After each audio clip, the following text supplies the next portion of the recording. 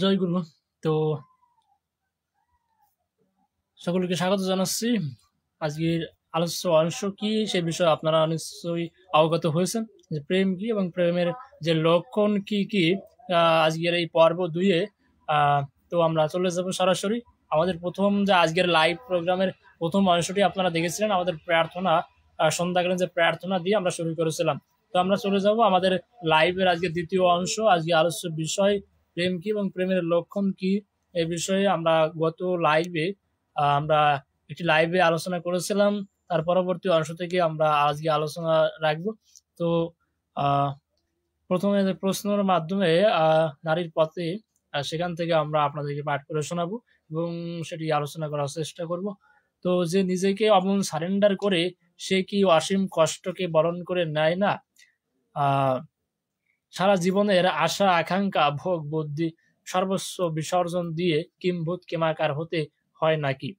তো ঠাকুর বললেন কিম্ভূত কিমাকারের পরিসমাপ্তি আত্মসমর্পণে তা সে বোধ করে, তাই সে আত্মবিসর্জনের কথা নাই, শত স্বভাবতই এটা সে বোধ করে, তাই তো সহজ। তাই পরবর্তী প্রশ্ন চলে যাও। প্রেম কখনো প্রেমাস্পদের স্বাধীনতায় হস্তক্ষেপ করে নাকি? যেহেতু আগের প্রশ্নটি তার আগের প্রশ্নের সাথে সংশ্লিষ্ট সম্পর্কিত ছিল, সেহেতু যারা গত লাইভটি দেখেছিলেন তারা হয়তো বা কিছুটা আন্দাজ করতে পারবেন। তাছাড়া আপনার নারীর পথে আপনারা এটি পেয়ে যাবেন, সেটি গুগলে এক্সপোজ রয়েছে, অর্থাৎ আপনারা চাইলে সেটি নামিয়ে আপনারা অধ্যয়ন করতেই পারেন।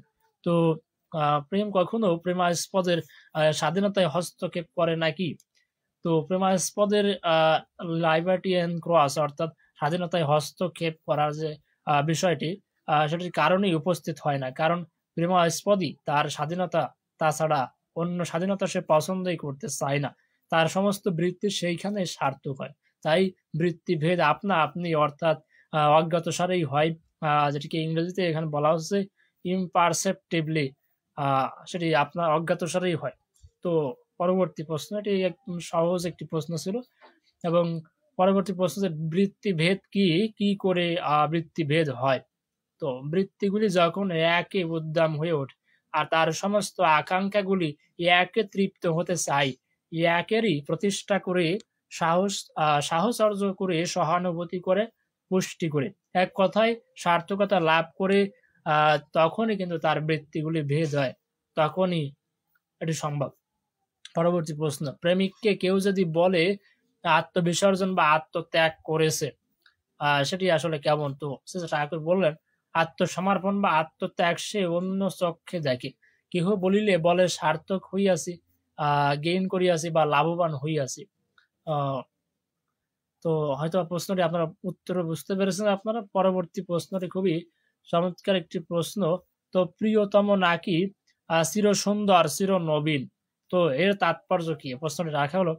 তো ঠাকুর বললেন কতগুলি কমপ্লেক্স বা গ্রহন্তির যে সমাবেশ, আর এই সমাবেশ নিয়েই কিন্তু মানুষের মন আসলে কতকগুলি কমপ্লেক্স বা গ্রহন্তির সমাবেশ, সেটি এইগুলি নিয়েই কিন্তু মানুষের মন তৈরি হয়। তো যে কমপ্লেক্স বা বৃত্তি তার সম্মুখে আসে, তাই তার প্রেমাস্পদে সার্থক হয়ে ওঠে।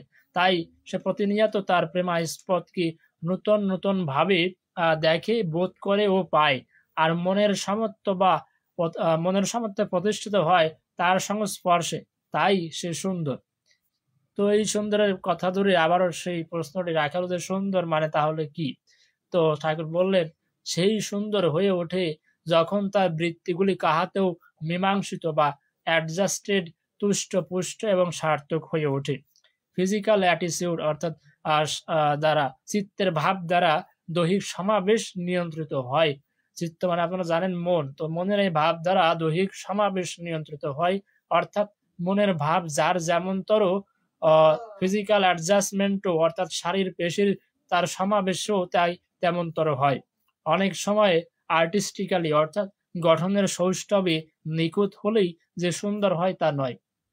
যেখানে নিখুঁত মনের বাস অর্থাৎ শুদ্ধ মন, এক অনুরক্ত মন, তার চলা বলা করা তেমনতরই হয়, আর তাই সুন্দর, আর তাতেই সমতা। সত্যিকারের নিখুঁত বলে তাকেই সত্যিকার মানেই, কিন্তু যা নাকি মানুষের জীবনকে অক্ষুণ্ণ করে, এলিভেট বা উন্নীত করে, তুষ্ট পুষ্ট করে, ইউজফুল টু আওয়ার লাইফ, অর্থাৎ এক কথায় জীবনের পক্ষে যা সহায়ক, সত্যিকার নিখুঁত বলে তাকে, এবং সত্যিকার মানে হচ্ছে সেটি জীবনের পক্ষে যে সহায়ক।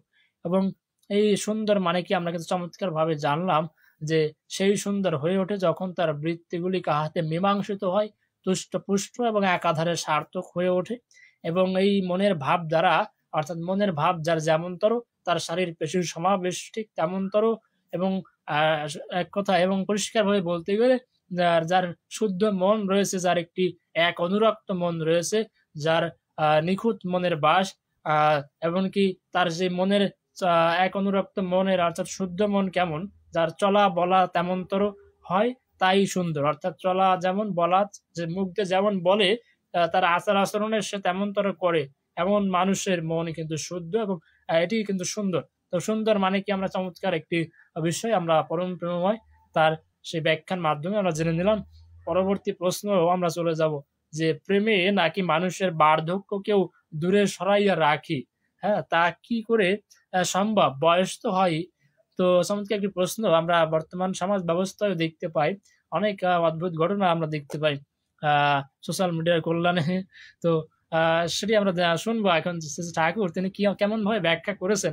যে আমরা দেখেছি সামাজিক যোগাযোগ মাধ্যম থেকে শুরু করে তো এই যে প্রেমের যে বিষয়টি, আমি এখানে যেটি বলা হচ্ছে, আমি আরেকবার প্রশ্নটি বলছি যে প্রেমে নাকি মানুষের বার্ধক্যকে কেউ দূরে সরাইয়া রাখে, তো তা কি করে সম্ভব? বয়স তো হয়। তো আমি ব্যাখ্যায় চলে যাব। পরবর্তীতে আমরা রিলেট করার চেষ্টা করব আমাদের বাস্তব, আমাদের সমাজ থেকে। তো আরসিএস ঠাকুর কি বলছেন? তিনি বলছেন, বিরাহ যদিও বেদনা মধুর, তথাপি সে বিরাহ চায় না, সে চায় তুমি থাকো চিরদিন, আর তোমাকে আমি এমনই করিয়া চিরদিন উপভোগ করি। অবশ্য এই উপভোগ তুমি যে আমাকে উপভোগ করিয়া তুষ্ট হও বা হইতেছ, এটাই আমার উপভোগ্য। তাই সে সবসময় বার্ধক্যকে ভুলিয়া থাকিতেছে, আর মনে যাহা স্থান পায় না তাহা তাহাকে আক্রমণ করিতেও পারে না। প্রেমাস্পদের কর্ম বা সেবা হইতে বিরত থাকিতে হয়। প্রিয়র কোনো অন্যায় তাহার অনুপস্থিতিতে ঘটে, এই জাতীয় আশঙ্কায় তাহার বহু সেবক থাকা সত্ত্বেও সে সর্বদা প্রস্তুত থাকে। পাশে রোগ বালাই আপদ বিপদ তাহাকে ঘিরিয়া ফেলিয়া প্রেমাস্পদ হইতে তাহাকে দূরে লইয়া যায়, এই ভয়ে তাহার চালচলন এতই বিবেচনা প্রসূত হয় যাহাতে সে ওই রকম অবস্থায় না পড়ে এবং বিপর্যস্ত না হয়। স্বাস্থ্য, বল, তেজ, এমনকি কর্মপটুতা, একাধারে সবকিছু অটুট রাখা তাহার স্বার্থ হয়। তাই আমরা চমৎকার ভাবে দেখলাম যে প্রেমে তাই মানুষের বার্ধক্যকে সরাইয়া রাখি। প্রেমাস্পদের প্রতি এতটাই সে প্রেমকে এতটাই সে উপভোগ করে এবং উপভোগ করতে চায়, এমন ভাবে উপভোগ করিয়া সে তুষ্ট হয় যে তুমি থাকো চিরদিন, আর তোমাকে আমি এমনই করিয়া চিরদিন উপভোগ করি। তাই বিরাহ যদিও বেদনা মধুর, আমরা জানতে পারলাম যে ঠাকুরের এই ব্যাখ্যা থেকে। তথাপি কিন্তু সে বিরাহ চায় না, সে চায় চিরদিন যেন সে প্রেমাস্পদ থেকে যায় এবং সে যেন তাকে উপভোগ করতে পারে। এবং যদি কোনো রোগ বালাই আপদ বিপদ যাই আসুক না কেন, তো সেই রোগ বালাই যাতে তাকে সেই প্রেমাস্পদ থেকে দূরে সরিয়া না নিয়ে যেতে পারে, সে এমন ভাবে চলাফেরা করে, এমন ভাবে বিবেচনার সহিত চলে যে ওই অবস্থায় তাকে যেন না পড়তে হয়। তাই সে স্বাস্থ্য, বল, তেজ সব দিক থেকেই, কর্মপটুতা সব দিক থেকে কিন্তু সে অটুট রাখে এবং এটি তার স্বার্থ হয়। যে কারণে তার বয়স হয়ে গেলে, অর্থাৎ এখানে বার্ধক্য কিন্তু সেই প্রেম কি অর্থাৎ প্রেমে সেই বার্ধক্যকে দূরে সরাইয়া রাখে। চমৎকার আমরা ব্যাখ্যাটা কিন্তু জানতে পারলাম। তো আমরা বাস্তবে যে বিষয়টি বলছিলাম যে বাস্তবের সঙ্গে এটা রিলেট করা সম্ভব কিনা। আসলে আমরা বাস্তবের যে ঘটনাটি দেখি সেটি আসলে সেই মোহ বা আবেগের বিষয়টি বলা যেতেই পারে। কেননা এখানে আসলে যে ভাগবত, অর্থাৎ সেই এখানে ভক্তির কথা বলা হচ্ছে। সত্যানুসরণে যেমনটি বলা হয়েছে যে সাথে সংযুক্ত থাকার চেষ্টাকে হচ্ছে ভক্তি বলে। আর ভক্তির যে গাঢ়ত্ব, ভক্তির ক্রম উন্নতি হচ্ছে প্রেম। তো তথাকথিত আমরা যে প্রেম দেখে থাকি আমাদের সমাজে, সমাজ ব্যবস্থায়, সেই প্রেম আসলে কতটা সত্যি বা সেটি কতটা মিথ্যা, সেটি আপনারাই কমেন্ট করে জানাবেন। আমি এ বিষয়ে খুবই অজ্ঞ এবং আমি আসলে প্রেম বলতে আমি আসলে সত্যানুসরণে ঠাকুর যেটি বলেছেন আমার মনে হয় সেটি প্রেম আসলে ভালোবাসা, সেটি এখন শ্রদ্ধা থাকবে, সেখানে সম্মান থাকবে এবং এটি কিন্তু প্রত্যেকটি সম্পর্কেই রয়েছে এবং এই বিশ্ব চলে কিন্তু এইভাবেই এবং এই ভালোবাসার মাধ্যমেই প্রাণশক্তির মাধ্যমেই এই বিশ্ব জগৎ বিশ্ব ব্রহ্মাণ্ড চলে। শ্রী ঠাকুর পরম প্রেমময়, তিনি এই বিষয়টি বলেছেন। আমরা বিভিন্ন তার সৎ গ্রন্থ আমরা কিন্তু চমৎকারভাবে সেটি জানতে পারি। তো যাই হোক, আমরা আমরা হয়তোবা আমাদের যে বিবেচ্য বিষয়টি আমরা বুঝতে পেরেছি। তো পরবর্তী প্রশ্নটি আমরা চলে যাব যে প্রাপ্তি মানে কি, ভগবত প্রাপ্তি বা কি? চমৎকার একটি প্রশ্ন। ভগবত প্রাপ্তি সেটি আসলে কি? শ্রী ঠাকুর তিনি বলছেন প্রাপ্তি মানে মনে লেগে থাকা, যুক্ত থাকা, বি কানেক্ট। আর ভগবত্তা মানে নিরবচ্ছিন্ন লেগে থাকে, তাকেই ভগবত প্রাপ্তি বলা হয়ে থাকে। অর্থাৎ প্রাপ্তি মানে হচ্ছে লেগে থাকা, অ্যাটাচ যাকে বলা হয়ে থাকে, অ্যাটাচমেন্ট বা অ্যাড করা ইংরেজিতে বলা হচ্ছে। তো এই ভগবত্তা মানে আবার নিরবচ্ছিন্ন লেগে থাকা, অর্থাৎ ক্রম সবসময় নিরবচ্ছিন্ন ভাবে কোনো যেখানে কোনো কি বলা যায় কোনো বিচ্যুতি নাই, এমনটি হয়তোবা আমার যতটুকু জ্ঞান রয়েছে। তো ভগবত্তা মনে প্রাপ্তি মানে হচ্ছে লেগে থাকা এবং ভগবত্তা মানে হচ্ছে নিরবচ্ছিন্ন লেগে থাকা। লেগে থাকার আগে আরেকটি ওয়ার্ড আমরা দেখতে পাই, শব্দ ব্রহ্ম শব্দকে বলা হচ্ছে সে নিরবচ্ছিন্ন লেগে থাকে, তাকেই কিন্তু ভগবত প্রাপ্তি বলা হয়ে থাকে। তো তো মনে লেগে থাকায় যদি প্রাপ্তি হয়, তবে বিরহে তো মনে লেগে আরো বেশিই থাকে, তাহলে বিরহ কাকে বলে? আরো একটি চমৎকার প্রশ্ন আমরা দেখতে পাই। তো বিরহ কাকে বলে? আমরা দেখে থাকি প্রেমের ভিতরে বিরহ, অর্থাৎ বিরহর বিষয়টি কিন্তু আমরা প্রত্যেকেই আমরা জানি। তো এই বিরহ কাকে বলে? শ্রী ঠাকুর কি বলছেন আমরা সেটি জেনে নেব। শ্রী ঠাকুর বলছেন মন যখন প্রেমাস্পদে বিশ্রাম লাভ না করে, অর্থাৎ as an entity or bodily, প্রত্যক্ষভাবে বা দেহধারী সত্তা রূপে তাহাকে না পায়, তখনই তাহাকে বিরহ বলে। অর্থাৎ মন যখন প্রেমাস্পদে বিশ্রাম লাভ না করে প্রত্যক্ষভাবে অর্থাৎ সরাসরি দেহধারী সত্তা রূপে তাহাকে না পায়, তখনই তাহাকে বিরহ বলে। আর তখনই মন তাহাকে লইয়া তাহার জন্য উদ্বিগ্ন থাকে। তো আমি আমার এই ক্ষুদ্র জ্ঞান দ্বারা আমি যতটুকু বুঝি, এখানে যেটি বলতে চেয়েছেন ঠাকুর, তিনি যেটি বলেছেন এখানে উল্লেখ রয়েছে, সেটি যদি আমরা বলি, আমি আমার মতো করে যদি বলি যে মন, ঠাকুর বলছেন যে মন যখন প্রেমাস্পদে বিশ্রাম লাভ না করে প্রত্যক্ষভাবে দেহধারী সত্তারূপে তাহাকে না পায়, তাহাকে বিরহ বলে। অর্থাৎ প্রেমাস্পদের সরাসরি তার প্রত্যক্ষ দর্শন এবং সেটি সরাসরি তাদের সঙ্গে যে মিলন, সেটিকে কিন্তু বলা হচ্ছে দেখা, সাক্ষাৎ। আমার মনে হয় এটি তিনি বলছেন যে তাকে যখন মন থেকে সরাসরি দেখতে চাই, যখন প্রেমাস্পদ কি কোনো প্রেমিক, তো সেটিকে যখন দেখতে পাই না, সেটিকে আসলে বিরহ বলা হচ্ছে। এবং আর তখনই কিন্তু মন তাই লইয়া কিন্তু মন চিন্তিত থাকে, উদ্বিগ্ন থাকে, সেটি কিন্তু ঠাকুর বলছেন এখানে। তো আমরা পরবর্তী প্রশ্নে চলে যাব। তো বিরহের বিপরীত তাহলে, তো বিরহের বিপরীত সহজভাবে মিলন। আপনারা একটু আগে আমি কিন্তু ব্যাখ্যার মাধ্যমে আমি মানে আমার মতো করে বললাম যে ওই দেহধারী সত্তার অর্থাৎ তার সাক্ষাৎ, সরাসরি যে মিলন, সেটি কিন্তু আসলে বিরহের বিপরীত হচ্ছে মিলন। সহজভাবে এক কথায় কিন্তু উত্তর আমরা পেয়ে গেলাম। তো পরবর্তী প্রশ্ন, তাকে পাইলাম কি না পাইলাম এই চিন্তা প্রেমের বিরোধী কি? তো ঠাকুর বলছেন একেবারেই, কারণ প্রেমে সংশয় নাই, প্রেমে কোনো সংশয় নাই, তাকে পাওয়ার বুদ্ধি নাই, আমি তার, এই তার অস্তিত্ব। তাহলে পাওয়া না পাওয়ার প্রশ্ন কোথায়? সন্দেহ প্রেমের বিপরীত পথ, ইহা প্রেমকে তমসাচ্ছন্ন করে। তো আমরা আরেকটি কিন্তু বিষয় এখানে পাই যে এখানে তিনি বলছেন যে তাকে পাইলাম কি না পাইলাম, যে আমি প্রেমাস্পদকে অর্থাৎ আমি যার সঙ্গে প্রেম করি অর্থাৎ যাকে ভালোবাসি সহজ কথায়, তো তাকে আমি যদি না পাই বা পাইলাম বা না পাইলাম, এই চিন্তা কি প্রেমের বিরোধী? এই প্রশ্নটি যখন করা হলো, চমৎকার আমরা প্রশ্নের উত্তর পাই। এখানে অনেকগুলি কথা আমরা পাই যে একেবারে, ঠাকুর বলছেন একেবারে, কারণ প্রেমে তো সংশয় নাই, এই চিন্তা প্রেমের বিরোধী কি? অবশ্যই এটি প্রেমের বিরোধী। তিনি বলছেন যে পাইলাম না পাইলাম এটা চিন্তা করা যাবে না, অর্থাৎ কারণ প্রেমের সংশয় নাই, তাকে পাওয়ার বুদ্ধি নাই, আমি তার, এই তার অস্তিত্ব, অর্থাৎ আমি তো তারই। তো আমি পেলাম বা না পেলাম এটা প্রেমের বিরোধী, অর্থাৎ পাওয়া না পাওয়ার প্রশ্ন এখানে নাই। ঠাকুর বলছেন তাহলে পাওয়া না পাওয়ার প্রশ্নই বা কোথায়? সন্দেহ প্রেমের বিপরীত পথ। আমরা আরেকটি পয়েন্ট গুরুত্বপূর্ণ, যে সন্দেহ হচ্ছে প্রেমের বিপরীত পথ, অর্থাৎ যেখানে সন্দেহ থাকে সেখানে কিন্তু প্রেম নাই। চমৎকার একটি প্রশ্ন, যেখানে সন্দেহ আছে সেখানে প্রেম নাই। যদি সন্দেহ থাকে অবশ্যই বুঝবেন সেই প্রেমাস্পদ থাকে প্রেমিক বা প্রেমিকার অর্থাৎ ছেলে মেয়ের ক্ষেত্রে এখানে যেহেতু ভগবত প্রাপ্তি অর্থাৎ ভগবানের সঙ্গে প্রেমের বিষয়ে বলা হচ্ছে এবং এই প্রেমের সম্বেগের সাথে নারী এবং পুরুষের সঙ্গে সেখানেও কিন্তু ভগবান থাকেন আমরা পড়েছি, যদিও সঠিকভাবে আমি রেফারেন্সটা এখানে উল্লেখ করতে পারছি না। এবং এগুলি অবশ্যই পবিত্র, ভালোবাসা প্রেম পবিত্র এবং এটি অবশ্যই সেই ভগবানের আশীর্বাদ বা তারই অবশ্যই।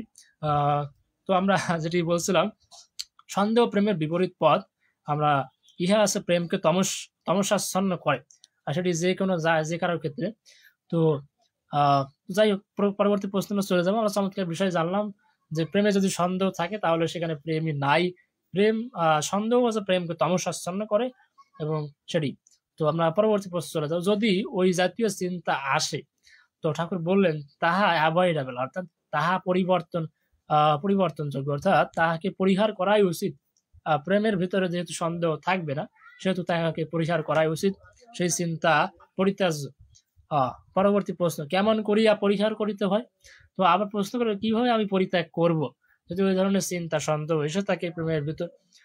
ঠাকুর বলছেন, মনে করুন আপনার পাশে আপনার বিরক্তিকর এমন কিছু ঘটিতেছে যাহার উপরে আপনার কোনো হাত নেই, কোনো কন্ট্রোল নেই। সেই অবস্থায় যেমন করিয়া আপনার মন তাহা উপেক্ষা করে এবং আপন কাজে নিযুক্ত হয়, ঠিক এইভাবেই আপনি পরিহার করতে পারেন। চমৎকার কিন্তু আমরা উত্তর পেয়ে যাই যে কিভাবে আপনি কন্ট্রোল করবেন। তো তিনি বলছেন যে আপনার মন যেভাবে পারে উপেক্ষা করে আপন কাজে যেন নিযুক্ত হয়, সেটি তিনি বলছেন। তো যাই হোক, পরবর্তী প্রশ্ন যে এই পাওয়া না পাওয়ার প্রশ্ন আমার আসে কেন? এ তো ভারী দুর্বলতা আমার, হে ঠাকুর আমার এইগুলি দূর করে দাও ইত্যাদি চিন্তা করে ওই চিন্তাগুলি সরাবার সুবিধা হয় কি?